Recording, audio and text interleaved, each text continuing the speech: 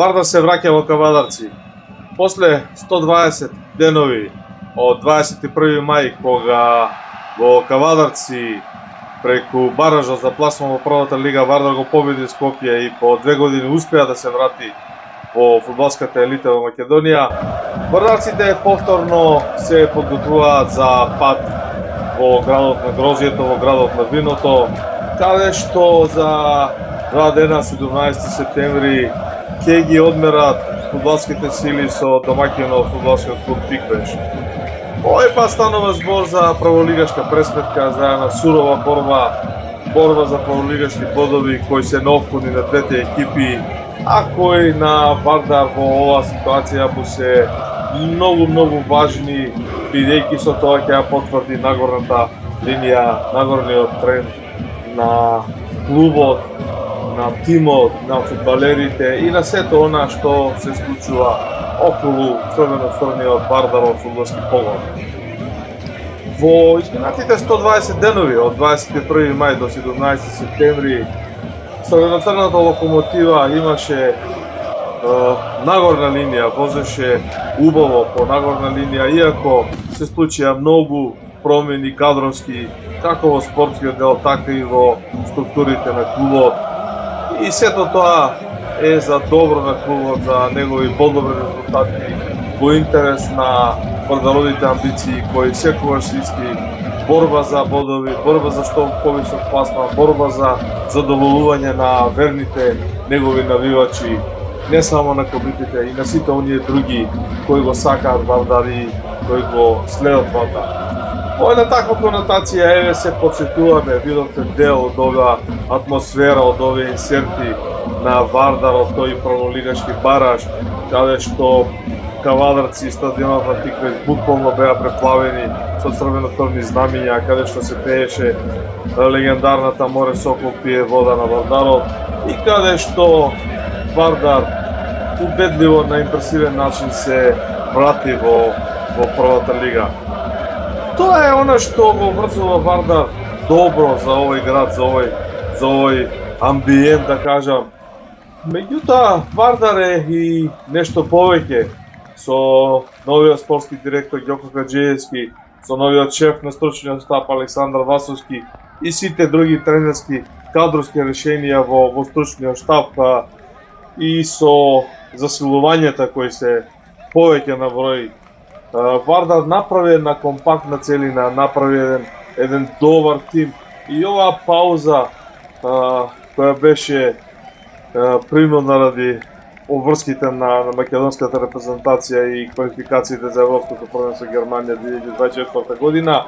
беше искористена на добар начин во еден убав амбиент со мощни креативни тренинзи и подигање, кревање на формата на фудбалерите, на духот.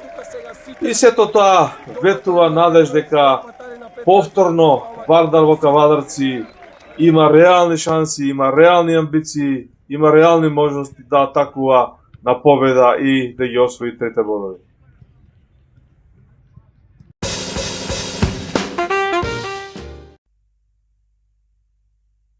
Со каков амбиент,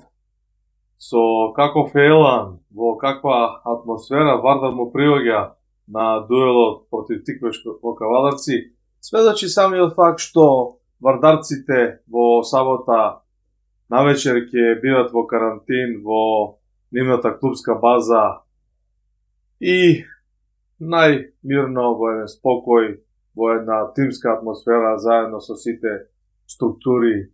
клубски кои го организираат овој натпревар, ќе се подготвува за еден ферплей атак во Кавадарци за освојување на трите бодови кои ќе го вимнат Вардар во горниот дел на табелата.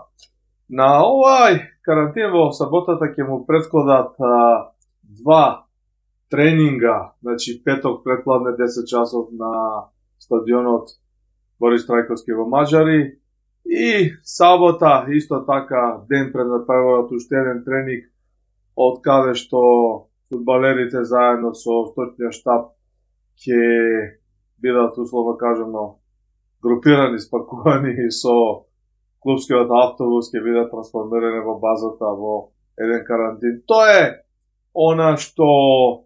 ја покажува ова сериозност, овој наорен тренд на Вардар, ова што Вардар полека почнува да го гради, да го создава и чекор по чекор трпеливо, онака како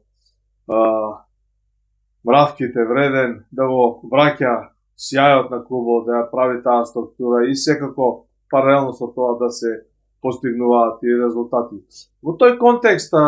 интересно е да се спомене дека во оваа мини пауза ради репрезентативните обврски, Вардар се засели уште со 3-4 фудбалери и неофицијално веќе на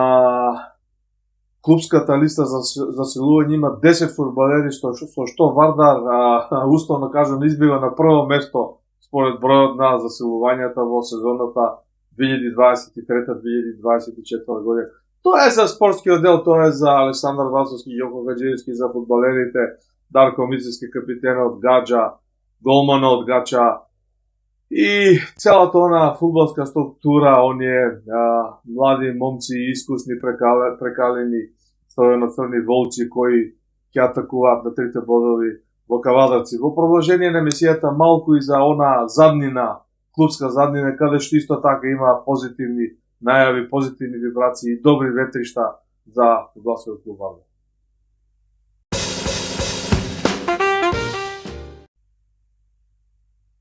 Што се однесува до вториот дел, до оние неколку изнесени факти од страна на еден од лидерите на клубската политика, на Милорад Миленковски, Миле или популарниот Мики, кој ги изнесе на пресконференцијата заедно со Александар, еден од водачите на комитете популарниот Мачки, а во контекст на тоа дека комитете се овде да го стабилизираат клубот, како веде раководство да ги покренат нештата, има веќе најави за позитивни одговори токму на оние неколку прашања кои беа отворени, оние неколку дилеми на барањата поднесени од актуелното раководство до надлежните структури во ова наша држава, која може да му помогне коректно на Вардар низ тие институции со тие правни механизми. Во тој контекст нешто повеќе во нашите наредни емисии околу деталите за овие позитивни ветришта, а во денешната најава, во овој, да кажам, виор кој полека не носи кон Кавадарци, кон овој прволигашки напревар, само да нафрлиме дека позитивно оди разрешувањето на фудбалската база во Хиподром, која треба да стане црвено-црна база на фудбалскиот клуб Вардар. Зборуваме за сите категории, не само за првиот тим. Исто така позитивни ветришта во стил одговор од државното предпријатие за стопанисување со спортските објекти, конкретно од ПУИ кој стопанисува со градскиот стадион. И овде ќе изнесеме повеќе детали во идните наши емисии, каде што Вардар на своите коректни, конкретни барања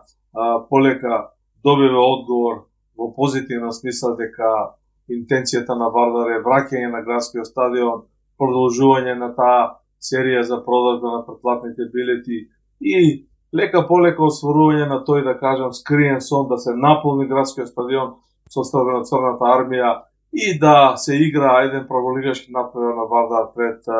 полни трибини. Во тој контекст арената Филип, арената Тодор Проевски се извинувам, полека се ослободува и веќе на незината трева по ова мини реновирање ќе настапи вториот градски клуб од градскиот парк, фудбалскиот клуб Работнички против Воска од Охрид ќе го одигра својот натпревар на градскиот стадион, а бидејќи ни престојат уште еден натпревар на нашата репрезентација против Англија во рамките на квалификациите, најверојатно Вардар ќе се врати на градскиот стадион некаде таму после 20 ноември, кога се одигрува последниот натпревар Македонија-Англија на арената Тодор Проевски и некаде до 10 декември во тие 20 денови преостануваат околу 3-4 прволигашки кола со голема веројатност, со голема можност Вардар да одигра 1 до 2 надпревари во финишот на првиот круг од прволигашкиот шампионат на градскиот стадион, што исто така е една желба и може да се каже успех на актуелното раководство.